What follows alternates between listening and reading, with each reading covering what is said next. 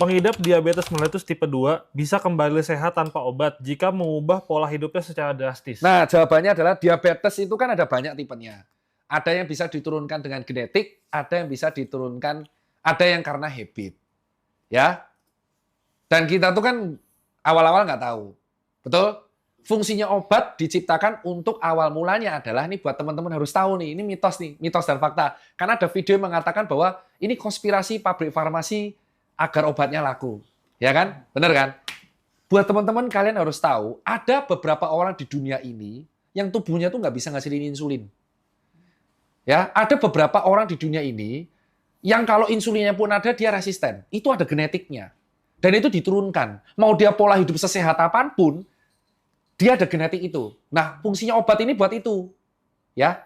Nah, terus ada yang kejadian kedua. Dia habitnya buruk selama belasan dan puluhan tahun. Terus gula darahnya naik. Betul? Tapi karena gula darahnya naik, kan pola hidup sehat perlu proses.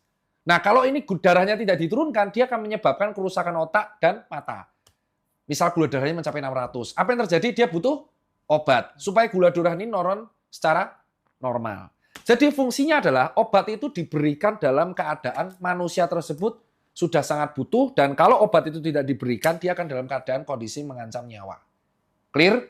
Nah, fungsinya pola hidup sehat adalah mengontrol supaya diabetes ini tidak kambuh. Itu benar. Itu benar. Jadi kalau ada orang penderita diabetes mellitus tipe 2, gulanya stabil, cara mengontrolnya bisa dengan pola hidup sehat.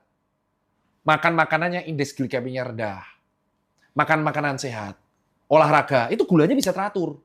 Betul jawabannya. Tapi ketika gawat darurat, obat ini baru diminum. Akibatnya apa kalau minum obat diabetes berlebihan? Juga bisa hipoglikemik. Itulah makanya teman-teman harus tahu konsepnya.